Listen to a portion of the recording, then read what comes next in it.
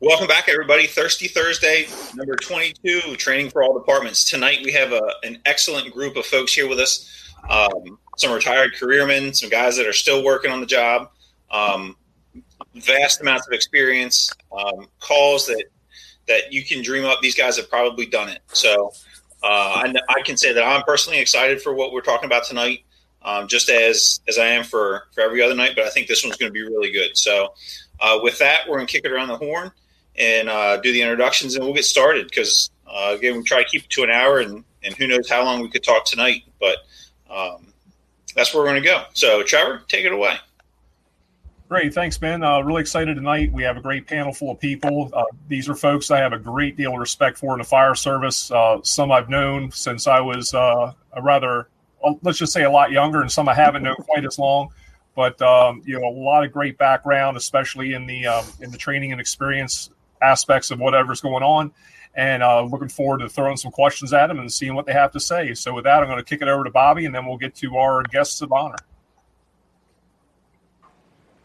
All right. Thanks, Trevor. Thanks, everybody. Hey, thanks, guys, for coming on. This is awesome. What we want to talk about tonight is just a little bit about what the different challenges are between urban career departments and volunteer departments, the challenges of training. So we just recently had a anniversary of the Black Sunday and FDNY, which had to do with guys had to bail out fourth floor windows, and they had some fatalities. And the backstory behind that was there were conversations about having rescue rope in their gear. But in New York City, when you're talking about 12 or 13,000 people, it's a huge undertaking to do anything like that. It's millions of dollars in training and equipment and things like that. And so, obviously, after the Black Sunday, they did receive that kind of equipment and that kind of training. So there's challenges, I'm sure, in the urban departments when you want to make a change, and I'm sure Mike will probably talk about some of the Mayday and RIT things he's working on in Baltimore City, but there's big challenges when you have thousands of people that you have to get trained or equipped or whatever it may be. And so we want to talk a little bit in the first half just about the challenges of what it takes for larger urban departments to kind of get training out there as new things come along or whatever. But also we want to talk about what happens here. And luckily the three guys we have on have all had experience in urban departments, but they've also had experience in smaller mixed volunteer departments with training and things like that, had their hand in that too. So we want to talk about the challenges in the smaller departments, getting the training out where you don't have quite as strong a chain of command at times, where a lot of times the person that's in charge of you is elected by the popular majority, those types of things. And all those things have an effect on training in very different ways. So it's going to be a fun night for us just to talk about these things. And there's a lot of people here, so I just kind of want to get started. So if you three guys, we'll start with Dypsky there and go to Steve and Mike. But Dypsky, if you want to talk about your history of training in your fire department over in DC and also in Ocean City a little bit, and then we'll just go around to kind of do introductions for everybody. So thanks for everybody for coming. All right. Hello, everybody. My name is Greg Dypsky, and grew up in Ocean City, Maryland, and started in the cadets. I think Trevor was a year or two maybe behind me. Cadets 14 to 18, so it's like a junior program. And then I was a fireman, and then I said I want to be a career fireman. So I went on the other side of the Bay Bridge and was lucky enough to get hired by DC at the age of 20 and gave them 31 years and retired in 2016. After 31 years, and I spent at least 2/3 of my career in like special ops, either on an engine in the house with the collapse unit with the Rescue 3, or actually on a rescue company. So that's kind of my background, and I volunteered the whole time I was a career in a career department. I always volunteered somewhere. Did like 4 years at Kentland, then I moved and lived in Waldorf and volunteered there. So I've seen it from both sides, trying to be as active as possible. That's it for me. Steve? How are you guys? Steve Huovinen. Where I started, in Delaware. There's a small rural fire company called Millville back in the 80s. After that, I spent about 5 years there and went back to Baltimore where I grew up and was a Baltimore City police officer for a few years. And then I got hired in the city of Wilmington, Delaware. So I've been there for 26 years, hold the rank of lieutenant. In my career in Wilmington, I spent 18 years on Rescue 1. After that was disbanded, I got promoted and stayed in Special Ops. I'm actually assigned to a unit called Squad 4, who takes care of all the Special Ops and the elements of what that entails. Other than that, I'm an instructor, pro board instructor, pro board officer, rescue tech, all that stuff. So that's about it. I'm kind of boring. So cool, Mike. You want to round us out? Yeah, I'm Michael Wood. I'm a firefighter, actually a chauffeur up in Baltimore City, and I'm on my 17th year up there, and I just took promotion from acting lieutenant to driver and tillerman, and I also do training coordination for Ocean City.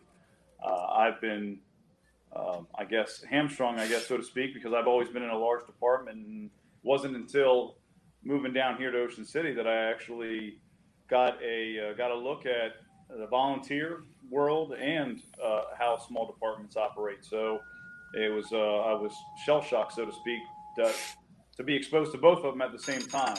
I was never a volunteer before I joined the department, before I joined Baltimore. So it was eye opening in lots of great ways, and it presents lots of challenges too. So I'm excited to be here to talk about it tonight.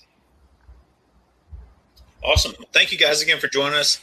Like we've said, it's going to be a great evening. How can we not get started without a cheers? Cheers.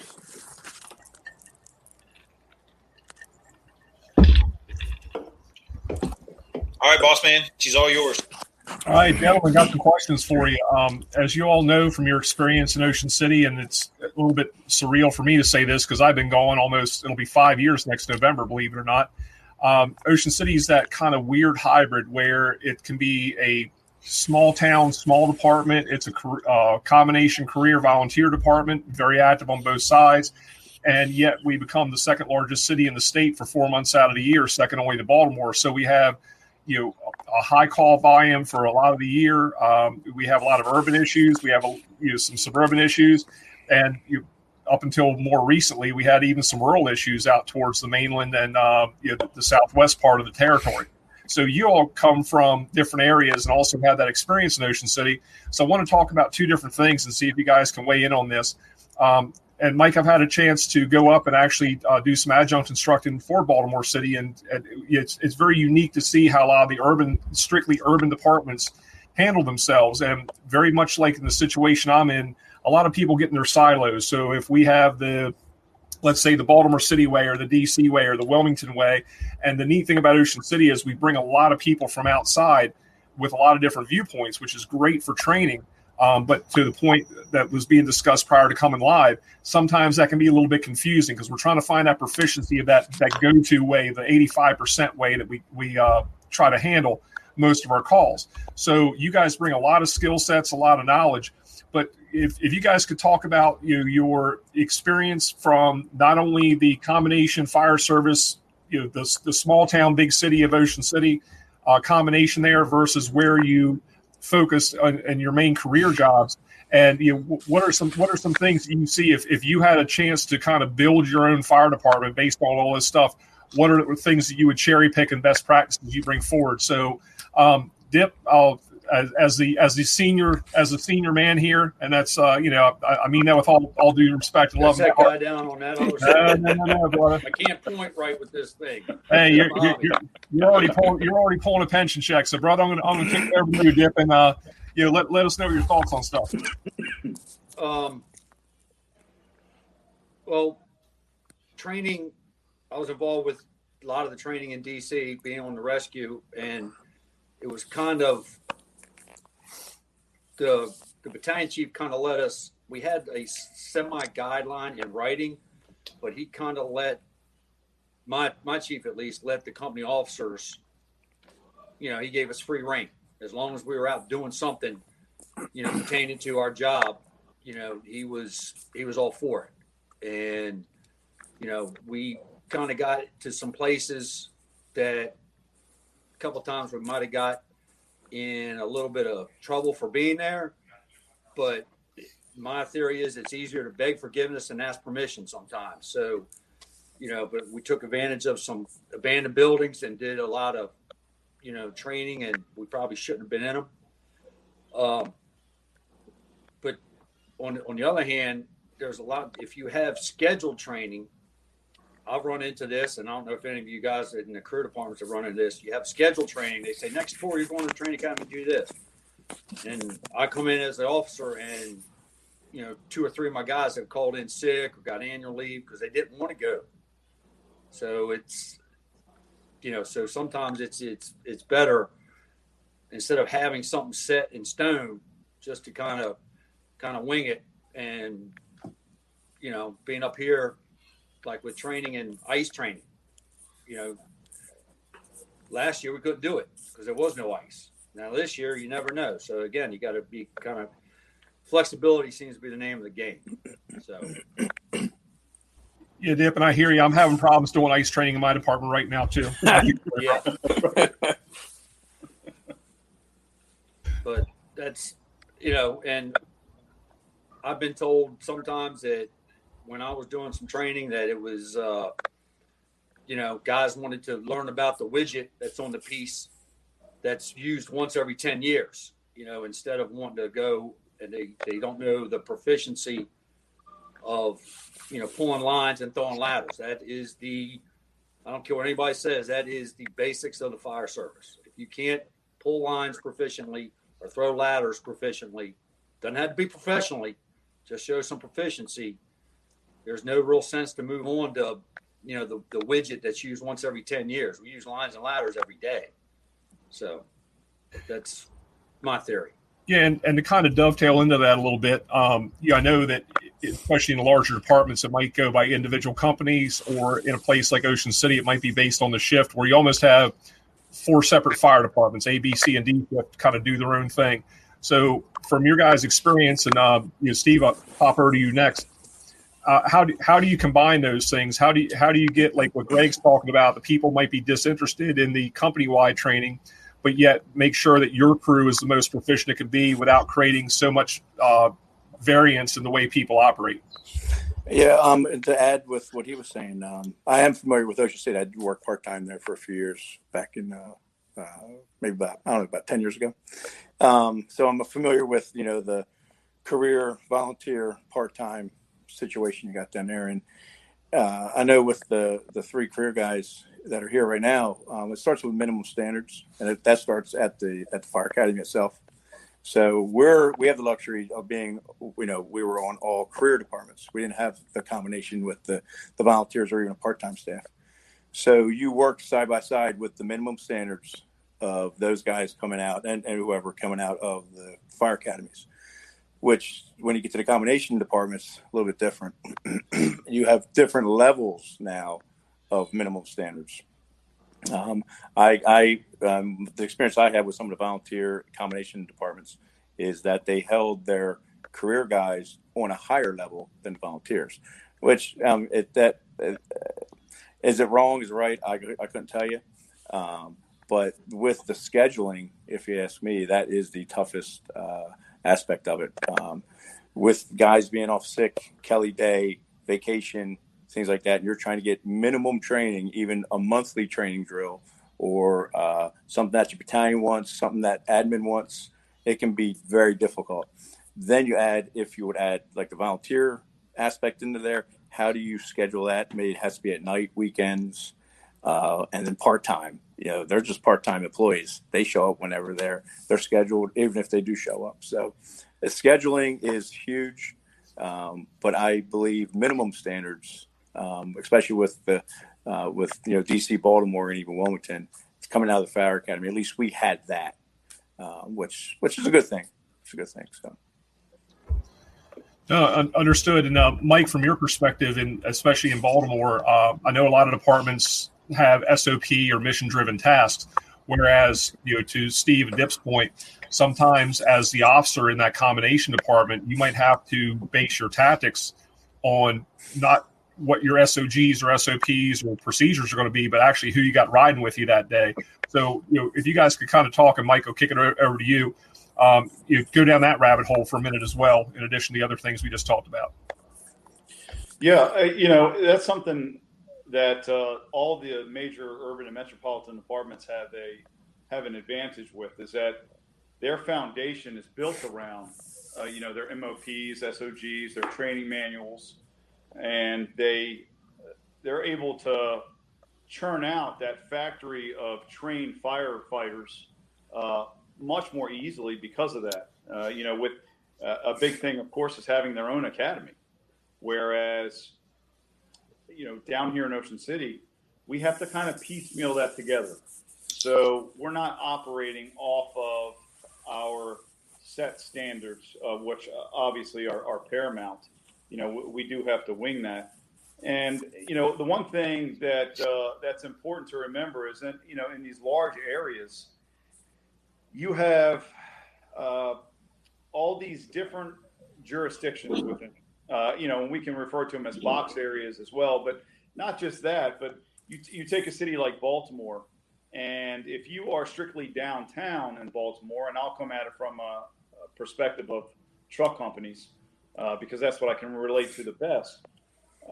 If you're a driver of a truck company in downtown Baltimore, 99% of the time, when you go up that aerial ladder to the roof, you're operating on a flat roof, and your vertical ventilation is all based in flat roof scenarios.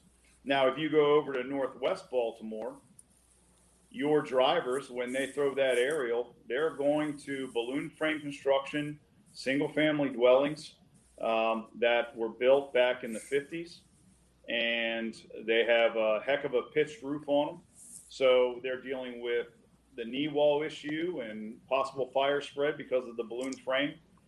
So the thing to remember that within departments like this, the training that you get at the academy, those minimum standards, is based solely initially on a book and the certifications that come along with the state's recommendations. But within a major fire department, there's a bunch of little fire departments.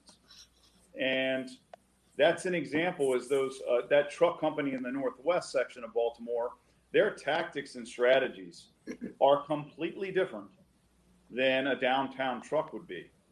And a lot of times those worlds never mix. And that sounds crazy, and even in a small city like Baltimore, but we found that without progressive training, without taking members of these reputable members of these truck companies and sending them out to the academy to sit down with instructors and talk about some of the tactics that they use, that our training remains stagnant. And some of these guys, and I'm one, I was on the same truck company in downtown Baltimore for 16 years, up until just 2 months ago.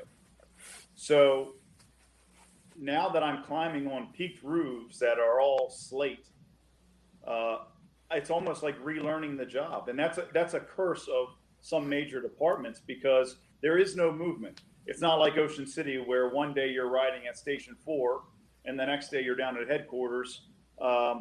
Instead of on the medic unit, you're driving a tower out of there.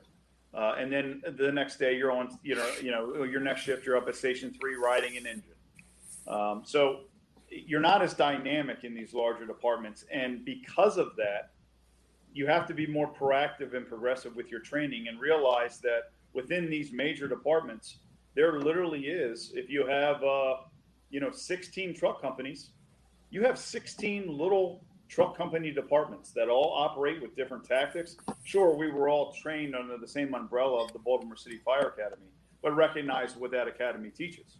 It teaches to a set standard, developed by a textbook, and then you're sent out into the world to learn the job as your jurisdiction dictates it, by men that have been in that jurisdiction for years and have developed tactics that work with them, their manpower, their apparatus, and so on down the line. So I know that was a little long-winded, but that essentially is the pro and con of a large metropolitan apartment versus a department that's mixed in its sizes and of course its manpower complements. No, Mike, that makes perfect sense. And Bobby, get you to weigh in here because I know you're in charge of, to a great degree, of taking all these different thought processes and facts and opinions and trying to put them together in something operational. How's that working out for you? Well, I passed the baton to Mike over there. So, one thing that I've learned through all this is I remember we've met DC's like just a hiring factory now. They just hire people after people. And I remember talking to guys that were going through their academy in DC, and I remember they were very particular about this is called a hook, this is called a pipe, this is called, and I thought, how silly that is, and it's just, I thought it was more of like a historical kind of thing. However, after hearing it for a while and seeing things happen, I saw some fires in Ocean City where everyone had different terminology and things were misunderstood.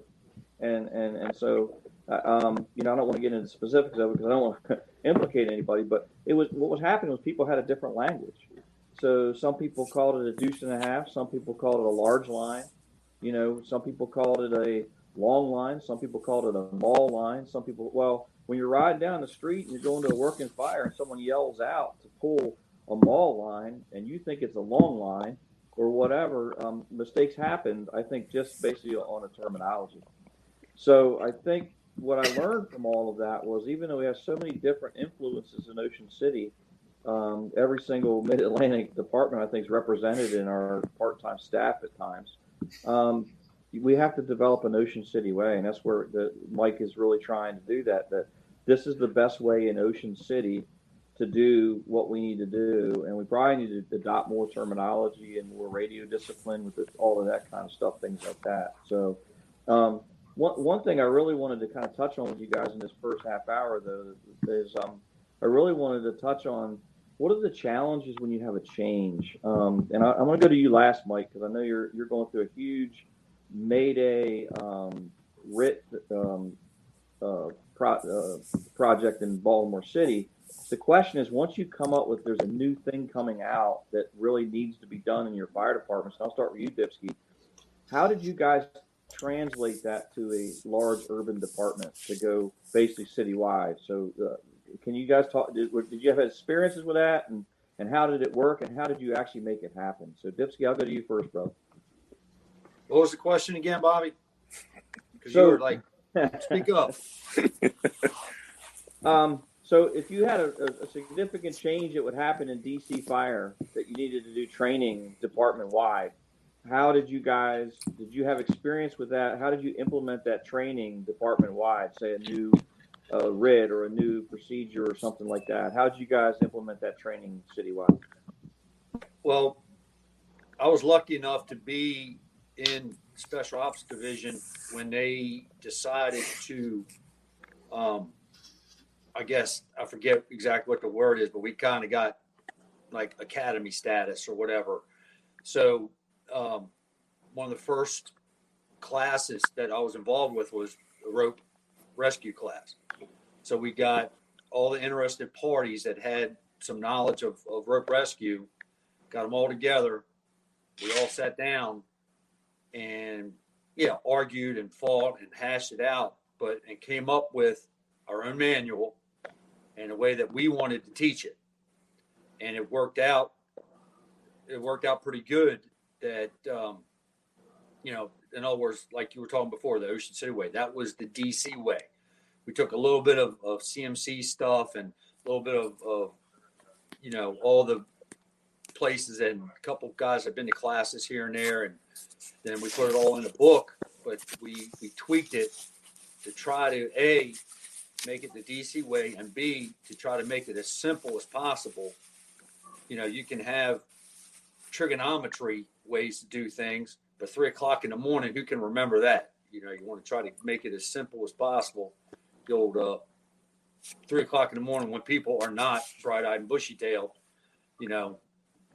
So these are the knots we want to use. There's 5 of them instead of 55 of them, so and things like that. So that's we took it and ran with it, and then it went on to. I've talked to some of the guys up there. They even got the collapse and trench. We've got our own textbook and teaching for that, and a confined space, etc. So it wasn't a incident that happened. It was just we foresaw and said, let's try to do it this way instead of somebody else's way. So cool. Steve, you want to talk a little bit about that? Yeah, well, Bobby, you said probably the worst word in the fire service language, and that is the word change. Everyone knows about that. So how do we look at that as a career department? Well, it goes down to simple as your boss is changing as to a piece of equipment changing. So it's difficult sometimes. So the biggest thing is the need for that change. And as a supervisor, we have to almost educate ourselves, not only in the change or why do we need that change and what are we changing to? So we actually have to buy into that first to actually implement it to our personnel with a positive attitude, whether you like it or not. Because in a career department, when change is coming, it's coming and it's permanent. So I always tell my guys, and they hear it all the time, that it's not a good idea unless it's their idea. So you can complain all you want. It's their idea. We're going to it. I've been in the fire service since like 88. So I don't even know how many years that is. The amount of change that we've had has been incredible. Just technology, RIT, but there was no RIT back then. We didn't even know what RIT was. Just we talk about ropes and high angle, the amount of equipment, even like now, the stuff that I trained on as originally, we still have in our bag. We don't even bring it out anymore, and it's antique compared to what we're doing now. It's still, we can still use it, but we don't even train with it anymore. So, but the technology with computers and just our breathing apparatuses, the amount of technology that's built into that, the change that came with that is incredible. So change is the hardest thing in the fire department to overcome. As leaders or supervisors or senior men or whatever you want to call what you are or who you are or who you're getting out to, it starts with that attitude of recognizing what the change is for, a positive attitude to get that out to your personnel, and then working with it, making it your own. Say, for instance, the thermal imaging cameras. I remember the day that we first got an thermal imaging camera. This thing was a piece of crap. We didn't know how to use it. That's why, because we weren't trained on it. Now we have 2 on every piece of apparatus. We wouldn't know what to do without them. So, as leaders or company officers or, inspiring company officers, it's the attitude that's going to help that change and your self-motivation to understand it, why it's there, and if it's a piece of equipment, if it's an SOP or SOG or whatever you want to call them. It starts, and it goes from the top to the bottom and the bottom to the top. So hope that helped. Mike, your thoughts? Yeah, change is that word that no one wants to hear. And, there's different levels of what we can accomplish when we talk about change, of course. The easiest is absolutely going to be at the company level. When we're talking about major departments, your changes at the company level can be made simply with the captain and dissemination of his wishes to his lieutenants. And then that waterfall effect happens. Those changes are easy to wrap your head around for the most part because they're at such a a low level. Now, when we get into to major changes, such as a redevelopment of RIT or just operational changes in general, the big hurdles that are seen, and I think everyone can attest to this that's been in a large department, is that the first thing that gets discussed anytime we're making a major operational change is money, dollar signs. How much is this going to cost us?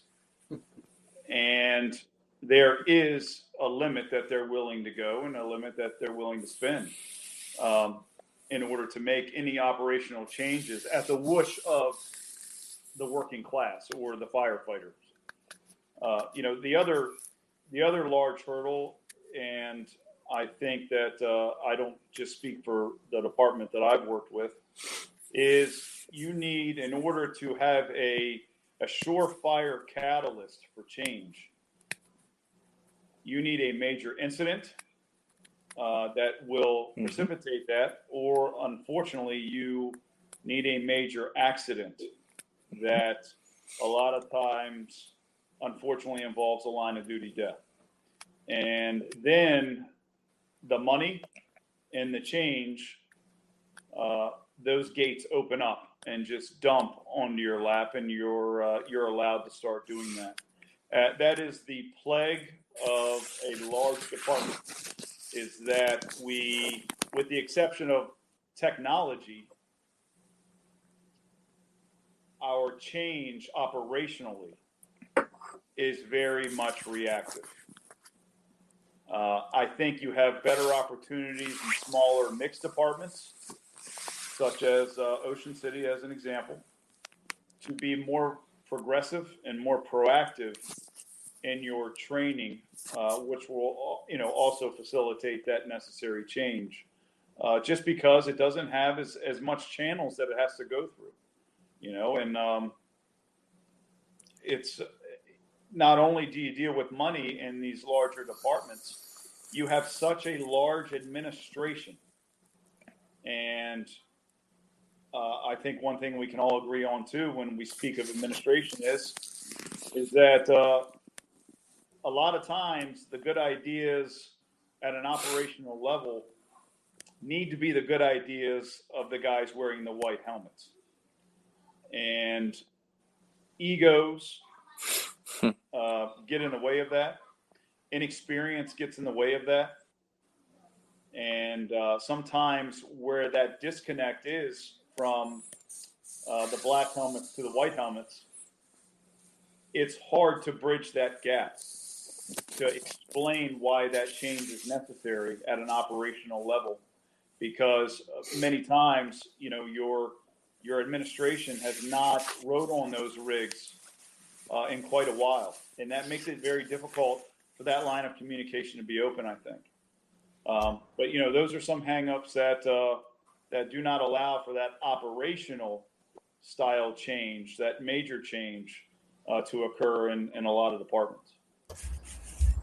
Mike, I agree with you 98%. The only 2% I'm going to push back on you is that I don't believe it's that difficult. It's an unwillingness from the upper management to do it.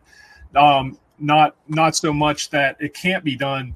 It's that they don't want to do it. And I speak, I'll kind of get on both sides of this, but before I do, there's a burning question. I want to get back to the whole change management issue. But Steve, are you drinking wine? Is that what I'm saying? I am. Absolutely. Okay, I had to check because first, let me say, number one, you're a classy individual. I mean, you probably step out of the shower to take a leak. That's how classy you are.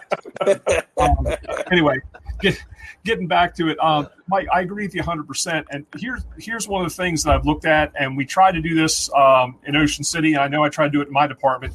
Same thing. There's a lot of things that look great on paper, or you go to the latest leadership conference and come back all full of piss and vinegar that we're going to make these changes from the administrative level on down.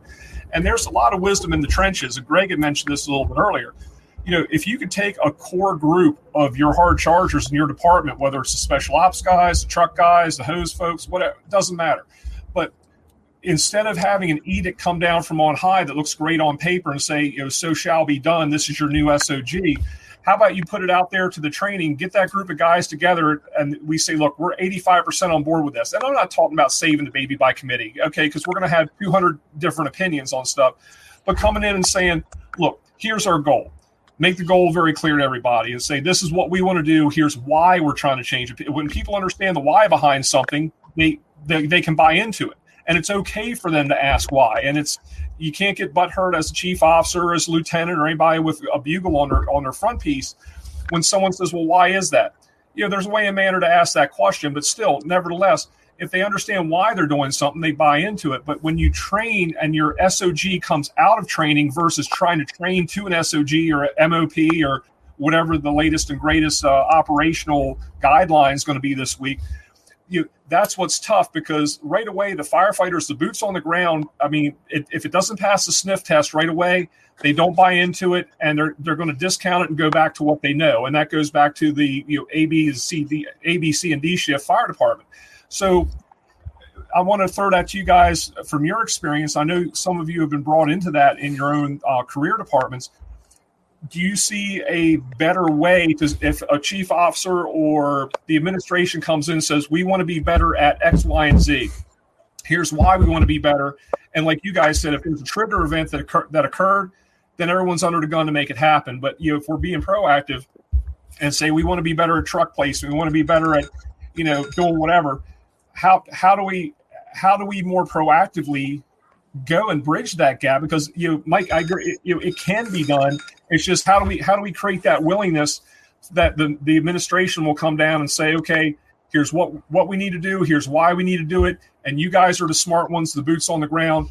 You give your feedback, and then we will build the SOP after we train to it and work the bugs out, versus throwing an SOP down your throat and then making you live with it on the street. So I kind of threw that grenade at you guys, but I want to get some feedback on that for the audience. No, but I agree with what you're saying, because I've had this discussion probably this week with my guys, is saying instead of throwing an SOP out there or some kind of a change in tactics, whatever, let's try. Let's do a trial period, maybe a 3-month. Let's see if it actually works and work the bugs out.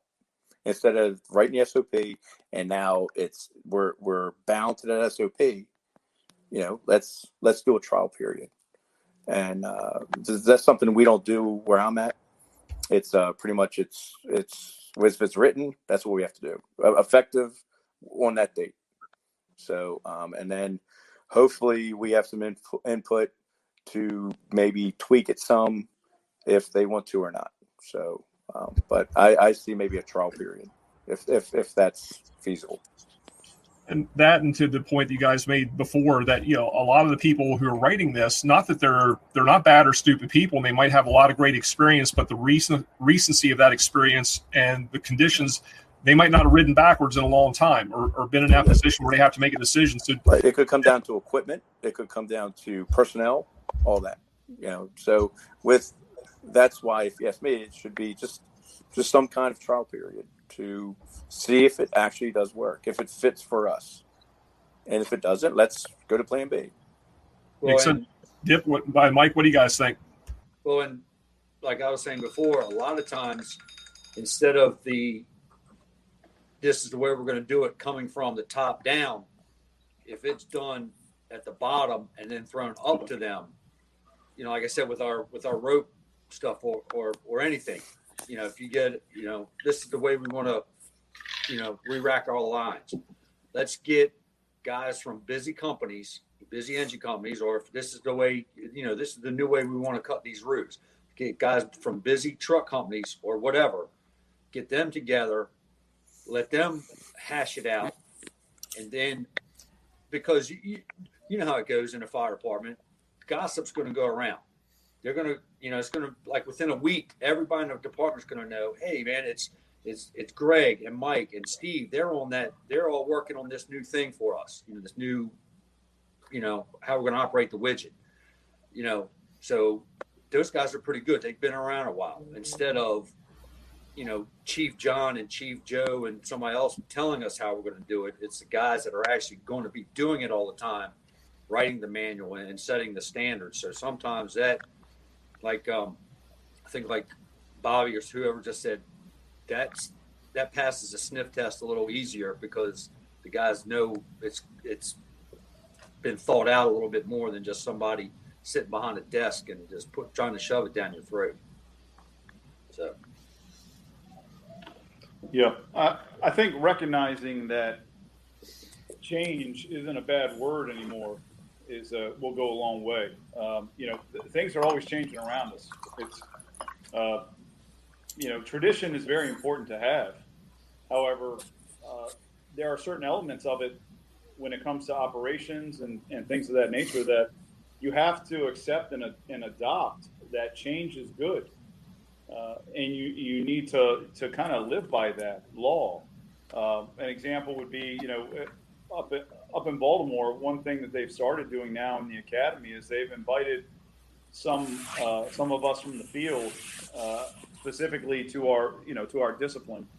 They brought some truck company operators in and some engine company fellas, and they've allowed us to revamp the training manual, make it more of a living document than it has been in the past.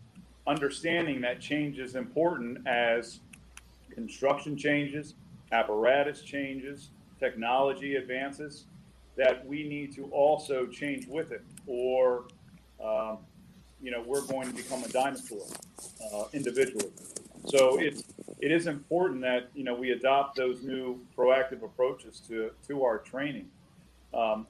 We've also brought in members of reputable members of truck companies and engine companies to do retraining with our companies out in the field. So they've went around and collected groups of truck men that they have a good reputation. They brought them out to the academy, and one day a week, we'll be teaching out there, and they will send a truck or two to us for the day, and we will just go over new tactics that have been developed in the city and tactics that are appropriate for us. Just new ways of doing things or more advanced ways of doing things, and we take that time to ping pong back and forth and learn from each other and to teach some new things. So we're doing that with our truck companies, we're doing that with our engine companies, so that you not only get the academy way, much like every major department gets, but after you learn all that, you're coming back to the academy and being taught by firefighters that are active in the city, and you're being taught those Baltimore, quote unquote, tactics that can help you within your respective jurisdictions of Baltimore. Because as I said again, in these major areas, administration has to realize that there are fire companies within their fire department, and they do things completely different. And they are just an invaluable resource. They're priceless to have guys like that are students of their trade, and then also want to disseminate that information and knowledge that they have. But those guys have to be brought together. Going back to what we talked about with that disconnect, you can't be reliant on administration to teach new tactics and strategies. That disconnect is there. It is what it is. That taking that position, that disconnect is going to happen. That's just part of becoming administration, and that's okay. There's no problem with that. It's just important to remember that you must always have guys in place that you respect and that you can lean on to bridge that gap. There has to be men in place to bridge the gap from the trenches to the offices, and they have to, they do have to bear the burden of training, but at the same time, they have to be, they kind of have to be held and put up on that mantle and be acknowledged. I think that is it's an invaluable thing in the fire department to have, no matter what size of the department. Yeah, and Mike, I agree with you. Ben, if you don't mind, while we're waiting for Steve to come back, Brother Justin here had a question asking specific to Steve if your members have riding backwards have any input on the SOG or MOP. during the trial period, or is this something that's just pushed down from upper management? And want Steve to weigh in on that, but just to kind of pseudo answer that before he gets back on, one of the things that I would say, with that is, and maybe this is just the leadership and supervision courses that we teach coming out, but when we talk about that 360-degree leadership, we talk about those circles of influence and control. And, that inner circle is what you control. That's your ability to get up, go to work on time, show up to work on time, train no matter what anyone else is doing, your attitude and your work performance. And then you have that circle of influence. And then the outer circle is where you have no influence or control whatsoever. So I would say, and not speaking for Steve, because I want him to weigh in on it, but honestly, I think it's really how you bring it up. If you have those company level officers or administrative level officers that you can go and say, hey, chief, captain, whomever, here's something that I think can make this better.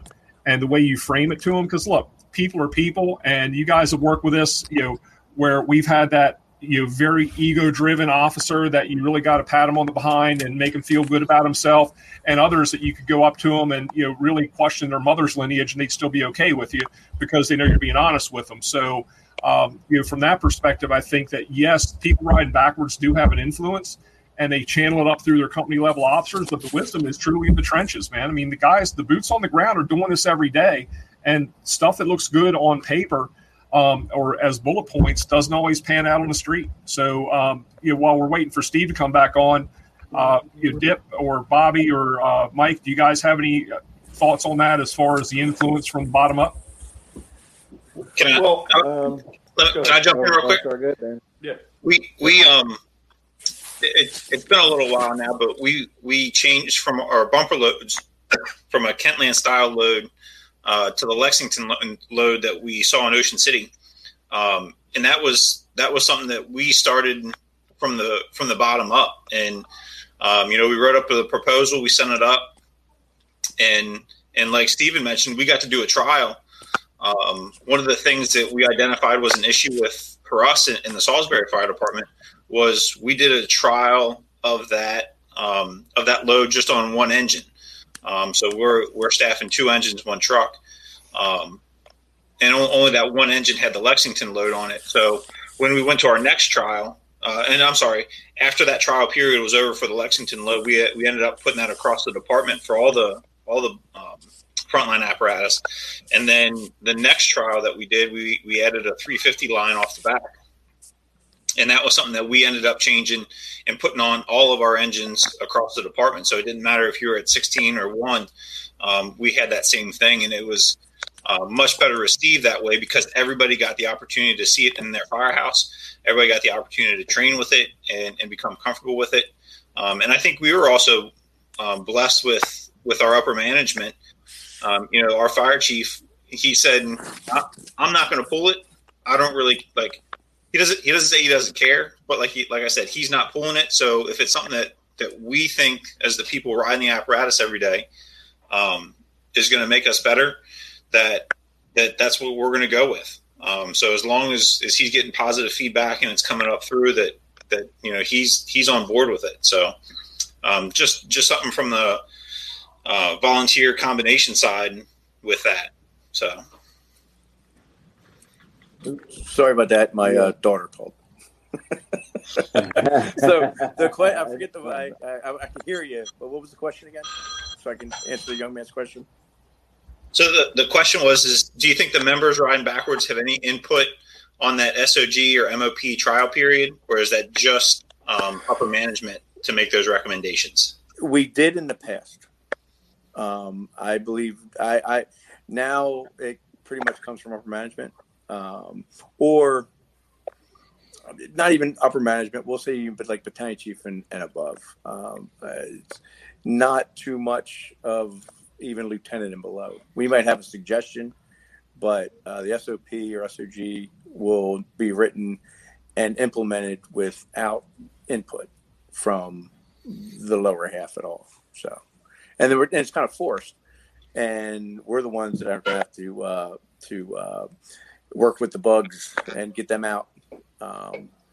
But still the SOP will stand as written.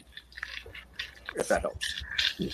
Actually, Steve, it does. And Bobby and Mike, especially for this, and you as well, Ben, I want to focus in on Scotty's question. He says, on the volunteer side, any ideas on how to keep your training interesting so that the members want to attend? And I know this is always a challenge because we're trying to keep things fresh. We're trying to keep people engaged. I'll weigh in on this real quick, and I want to go to you guys. One of the things that I found valuable on the volunteer end is making it specific to the individual. And I'm not talking about having a individual training program for each person, but for the riding positions we have on the engine. So if you got the irons, you need to be the best person at the irons that you possibly can be. If you're riding third, if you're riding behind the if you're riding behind the driver and you've got the hook in the can, you need to know the functions of that. So sometimes we take each one of the riding positions, not saying that the volunteers are always going to be guaranteed to be in that position, but some are. And that we kind of go around the horn a little bit. So it's essentially saying, all right, we're going to make it very job specific. And that gives them an experience I've had so far with some of the volunteers in my department is that gives them a lot more confidence and proficiency to say, hey, if you're riding this position, this is your job. Know how to do your job, know how to do your job well. And if you have questions or you don't know how to do it, we're going to train on it until you can't get it wrong. So that's just one of those things we looked at to say, to make it riding position specific. That's kind of helped out to keep it fresh and tangible for that individual member. So, Bobby, what do you think? Oops, turn my mic off. Well, actually, that's what tonight's all about. So the three gentlemen we have here, I don't want to really talk about it because we got these guys here. There's a lot of things, as I suspected, are different with larger urban metropolitan departments. And I think we've heard the challenges they have with their training. So I think what we're going to ask these three guys, instead of me taking up time, is you've been involved in urban departments. And now you've all been involved in small volunteer or combination departments, which is where my whole career has been in those areas. What do you say we can do better? What are the challenges in training of these smaller mixed or volunteer fire departments? And what are the things that you think that you could do better by seeing both? Because you guys have been in both worlds and seen both worlds. So give us some advice on how we could do better with training in either small mixed or volunteer fire departments, if you guys would. Whoever wants to start off. I'll jump in and I'll give kudos to Mike. He's doing, to kind of answer Doug's question. Hi, Doug, if you're paying it. Hi, Doug, if you're listening. Don't always just train at the firehouse. Mike's found us, through some demolition contractors. We've been going out to some actual buildings that are getting ready to get demoed. I mean, they're all safe. They're still sound. They're not, being held up by toothpicks, and doing evolutions there. You're not just pulling a hand line in the parking lot. Anybody can do that. But Mike's trying to make it interesting is, hey, we got this building. Let's go do this, so change of scenery sometimes might just be all that you need to spark some interest. And then, the guys will get back and then they'll call somebody, man, where are we at drill tonight? We weren't at the firehouse. We went up to, the ABC restaurant's getting ready to get tore down, man. We pulled hand lines through there, through ladders, busted windows. We actually got to do things instead of simulating doing them. So that might be one way to try to pique interest. So, Bobby, you said something about the struggles of, training for rural or combination departments. That is the struggle. Is that totally? Because I'll give you for instance. Let's just say you have a young firefighter who is into the job, into training, wants the knowledge, wants the skills, and you're training him. You're going to lose him or her to a career department because that's going to be their vision. And then within, 3 to 5 years, you're going to be starting over again and trying to find that fit. So the struggle for that role combination department is the struggle of just keeping those members. So that's how I see it. Yeah, I agree. I think that is a major struggle in a volunteer or mixed department. Going to what Dypsky said, that is, I think, vital when it comes to any training, is to make it as realistic as you possibly can, and make it related to your jurisdiction, not just something you saw on the internet, not something that happened in FDNY, but make it so that it's tailored specifically to your manpower, to your jurisdictional needs, all the way down to your apparatus and the tools that you're carrying, not what you saw on the internet or what another department does. I think if you can tie that in to your training, and then, as Dypsky said, change the environment up, put them in the most realistic environment possible, then you're going to create an atmosphere of learning that far surpasses sitting around doing a chalk talk or pulling lines in the back parking lot. That is important. And to piggyback on what Steve just said, one major plague of a mixed department, and even more specifically the volunteer department, is the turnover rate is obviously is astronomical, but the culture in itself is more important than the training in any department. That's just a general rule. And I think a lot of departments, the smaller, struggle with their culture and what they want to be. Do they want to be a traditional fire department? Do they need to be a department that is more dynamic? We talked earlier about having specific riding positions. Trevor brought that up, like teaching them to riding positions. And that's all culture. That's what a department culture calls for. And some departments have that. Ocean City's one that doesn't. You are riding in one position on one shift and then a completely different one on the next with a completely different crew. So you're taking a lot of what I think firefighters really value when they enter this job. And it doesn't matter whether they enter it from a volunteer standpoint or whether they, go to a major city. They get in the job because of what they think the culture is going to be. And then they're either going to be disappointed by it and let down, or they're going to embrace whatever that culture is and want to prolong it and promote it. So I think the struggle of finding the culture, finding your specific culture is first and foremost before you ever discuss how to make training better, because that is where your initial buy-in comes into play. And volunteer organizations are a plague not only by the revolving door of its personnel as it recruits and loses, the attrition rate, but they're also plagued by the turnover of their administration. Mm-hmm. That administrative turnover, and even your officers that are in the field, is so regular that developing a culture that's going to stick is going to be difficult to do because of that turnover. Because with every turnover comes a new idea. With every new chief comes a new way. With every new lieutenant, year to year, becomes a new field commander. And the culture, if it's not solidified, is non-existent.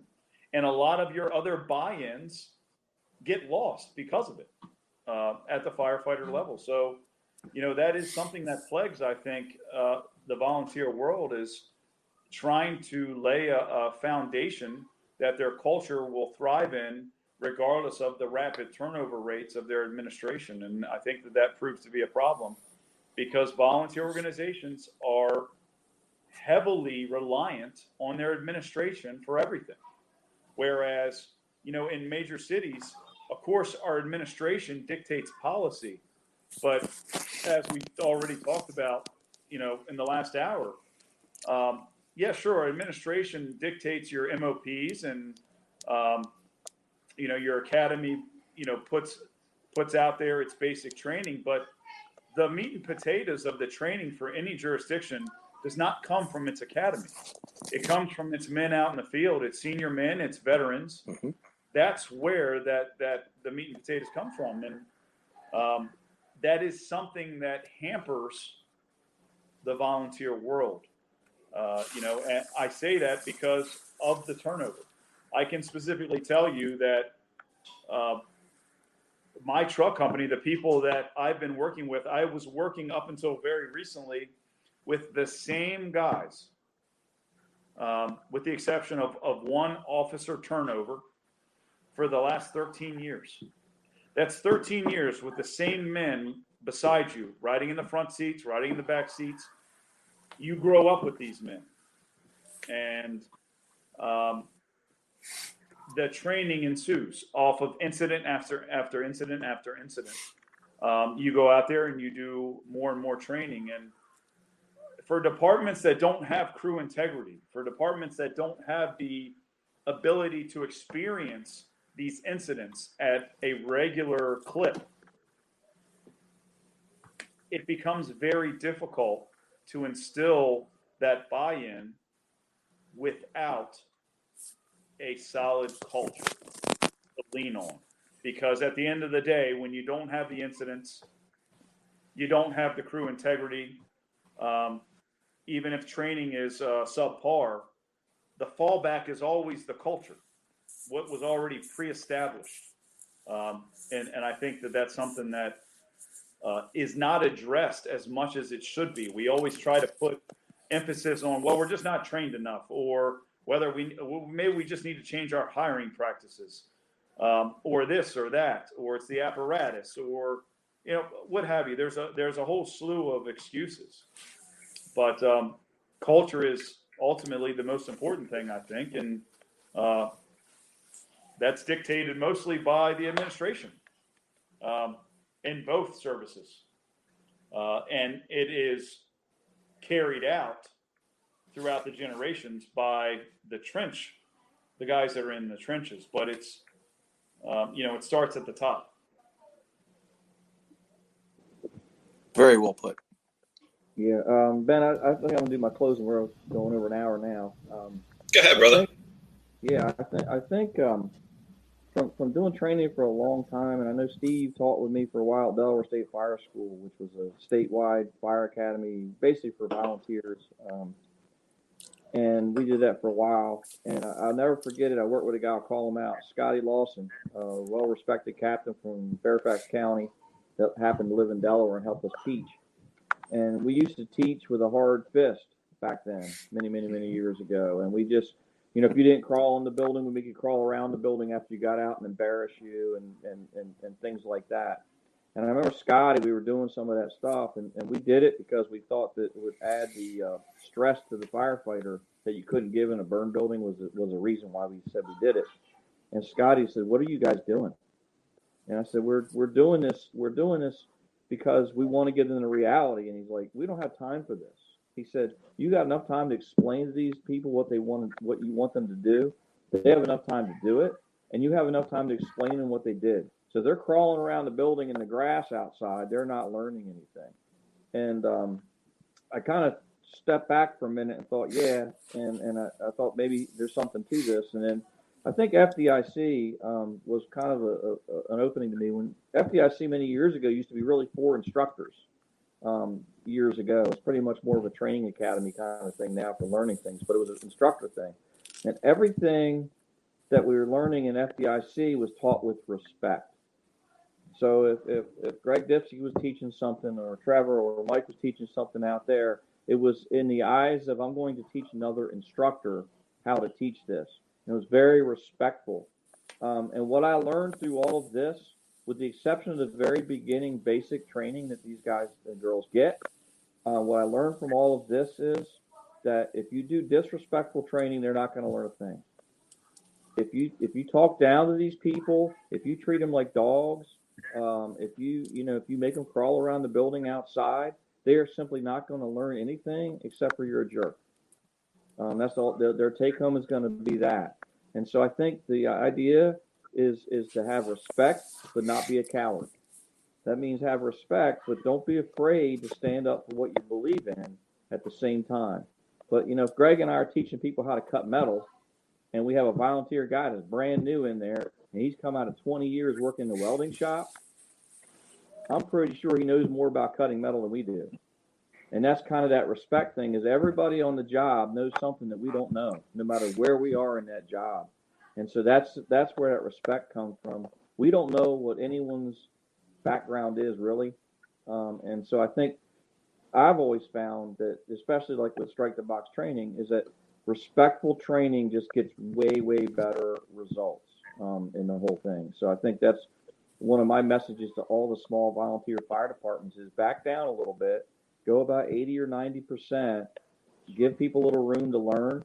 Don't be so critical, and kind of let things flow. And I think things kind of go better that way. So thank you for you three guys coming on. It's been awesome. I learned things about departments I've never been involved with. It's been great hearing you guys, and thanks everybody for watching. So, all right, Ben. Thank you. Thanks, Bobby. Thank you very much. Dip, you wanna have any closing thoughts or share some closing thoughts with us?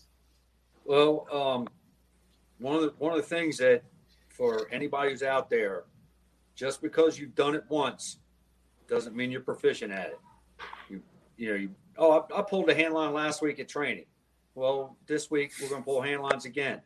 Nah, I'm not going to show up for training. I've done it once. So a lot of times people think that's automatically going to come back. No, it's you hear it all over the place. Sets and reps. You got to do it. And to use one of Bobby McGee's things about football, that team didn't run that play on a whim. They practiced it the whole time until they couldn't get it wrong, until it was muscle memory. That should be the way when you do training. Just don't think, I've done it once, I've got this, and then move on. So that's always train. I've been in the fire service for a long time, and I'm still learning something new. Mike's taken over. Mike showed us in different ways I never even thought of to throw ladders and to heal and do. So, you're always learning. If you think you've known it, if you think that you know it all, you're in the wrong profession. A volunteer or a career, it doesn't matter. You're in the wrong trade. If you think you know it all, there's always something new out there. So thank you for having me on. I appreciate it. Yeah, thank you. Thanks for joining us. Steve? This has been fun. Thank you very much. And the only thing I would say is master the basics. It's key. Thank you. Thank you. Michael? Yeah, I think Steve and Dypsky said it the best you can. You have to be a self-starter. Don't come in the firehouse and get to know the remote control better than you know the tools on your rig. You have to be a self-starter. You have to be a student of the trade, and you need that is contagious. It's important to have people like that around you. It is contagious. Unfortunately, so is laziness. You have to find it in yourself to want to do that on a daily basis when you come to work, and by far the fundamentals are the most important thing in this job. The fundamentals are the foundation for everything else you're going to do. So, that they have to be, that time has got to be spent on them and promoting them at all levels of training. So, and thank you guys so much. It was awesome being with all you guys. Great conversation, great questions. Hey, Mike, real quick, Yes, to play off what you a couple years ago at FDIC, one of the instructors said, don't go to the firehouse and become a recliner pilot. Or don't fly the recliner. So I thought it was kind of funny. Right. What you just said. Don't become a recliner pilot. Right. Exactly. That's right. That's good stuff. Boss man? All right, brothers, thank you all for being on here. Again, these are folks that around this screen I have a great deal of respect for because they're firemen. And what that means is that they've been there, they've done that, they've paid their pound of flesh, but they want to make sure that other people learn from not only the good things they've done, but also some of the mistakes they might have made. So that's what it's all about, is passing this information along. I look back over my career. I've had a great career, and I was fortunate to have a Dougie Scott, who, when I was a cadet, as Greg was mentioning earlier, that junior person who would come in, right after I got out of high school English class and came in and said, "Oh, Mr. Scott, will you please teach me how to use this HUMAT valve or show me some high?" And I guarantee he was probably tired. He would have loved to have been sitting down and being that recliner pilot. Not that he ever was, but he might have had young kids at home and was coming to work to get a break. You know how that goes sometimes. But this is a guy who, no matter what, would if I asked to say, "Hey, I want to learn something," he would take the next several hours just to take me out back to the fire station or back to Northside Park and make sure that whatever question I had was answered and answered well, and that I knew what I was doing at the end of that. So strive to be that kind of officer. The Doug Scotts of the world. Those kind of people who really kind of establish that kind of credibility, because no matter what their title is at the time, they want to make sure they pass that along. So whether you've been in for 6 months, 6 years, 6 days, or 60 years, your obligation is to pass it along. And all the folks on this screen have that same mindset, that they have that culture of training. And yes, there's time and place that we try to break someone down to build them back up in the academies. There's time and place and purpose for that. But when we're trying to share information at the company level, especially these are the people, the brothers and sisters we're working with, whether they're career or volunteer. So, I just definitely want to throw that shout out to Scotty. And one last thing too is a lot of times we'll use our younger members, our probationary members, sometimes to do teach backs and say, "All right, hey, company drill today is you're going to show us everything about the 2.5 gallon pressurized water extinguisher. You're doing the company drill today," and it's amazing how much time and research they'll put into this. And here they're having to teach to a company full of folks that are way senior to them and have used that tool a million times over. But every now and then, the old dogs learn a new trick, and it's kind of interesting to see. But it also builds that younger person's confidence, and they're part of us. They understand how important it is, and it's that culture training that starts out, and that their word and their ability to help try to teach the rest of the crew and everybody paying full attention to it, not sitting there, playing on their cell phones or doing stupid crap. They're paying attention and trying to mentor this person. So it starts early. In the academies, yes, they teach minimum standards. And if you only stick to minimum standards, only expect minimum results. You've got to go past that. And everybody on this screen takes that to heart and have developed a lot of firefighters. And, it's about firemen teaching firemen how to be firemen. So, I appreciate everybody on here, and thank you for all the time and effort you put in. So with that, Ben, Trevor, I got one thing. Yes, sir. If you got a second. I got a second. It's your house. We're paying rent, bro. Sorry. When I was Officer Rescue 2, one of the senior technicians on the other shift, Billy Wetzel. I don't know if anybody knows Billy, but he told me about a thing they did on their shift, and I started implementing on my shift, the dice game. Come in and, all right, drill today. Everybody, here's dice. Whoever rolls, the first person to roll doubles has drill today. So then you got guys on their days off, like you said, Trevor, or researching something, because they never know. They might roll doubles, or next time, okay, first person to roll a 6, whatever. And then, over a couple of weeks, then I had guys coming to me in the morning saying, "Lou, we don't even need to do the dice game. I want to do drill today. I've researched this. This is what I want to go over." So that built, the guys were like, it a snowball effect. So that's just one different way to, get the guys in training. So. That's awesome. I'd never heard about that. And besides the fact you all may have a gambling problem, that's a great. That's awesome. They rolled the dice against the wall. Yeah, but it just snowballed into the guy. After that, we didn't even break the dice out. The guys came in and were like, "No," and they started arguing. "No, man, next tour I'm going to do drill." And it's, "No, I got it." So it was, that's awesome. It was pretty cool. Yeah. Great. Thanks for sharing. All pumped up. That's sweet. It. That's awesome. That's awesome. Well, we're going to wrap it up here, folks. Another great show. Thanks again to Dip, Steve, and Michael for joining us tonight. It was awesome. the only final comments that I would add, Mike made a great comment about the culture and building that in your station and your department, and that is huge. It shows the new members the buy-in from the leadership and the dedication that they have to have that. And if the new people are coming in and they're seeing this, they're seeing their culture. They want to be a part of that. They joined to be a part of something. So to help them do that. And then the only last thing I would say is you have to make it fun.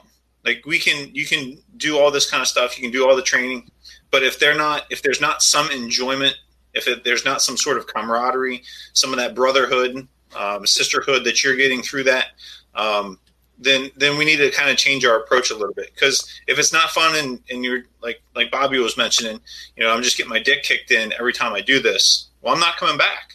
So make it fun, make it enjoyable. So that's all we have for tonight. We'll be back in 2 weeks on the 18th. We're going to be talking. I'm going to say we're going to be doing. That would be wrong. We're going to be talking with a couple ladies about women in the fire service. Now we put it all together, and that's where it's really messed up. So I apologize. February 18th, women in the fire service. I'm going to be in trouble already. So again, thanks for joining us. Not be here. Say what?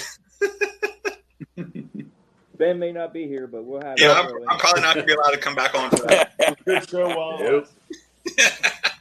So, some great news. If you guys haven't seen Strike the Box Thirsty Thursdays, we now are on podcasts, so you can get it on iTunes, Google Podcasts, Spotify, all kinds of stuff. So if you guys are looking for some listening material on your travels, you don't have to go and have YouTube open on your phone the whole time. You can get it and download it to your phone. And we also, on our website, we have an online store where you can get some apparel, hats and decals, that kind of stuff. So check that out. And until then, we'll see you on the 18th. So everybody stay safe, be good, take care. And cheers, brothers. Thanks, guys. It was a good one. Cheers, guys. Thank you. Thanks, guys. Thank you. Deuces.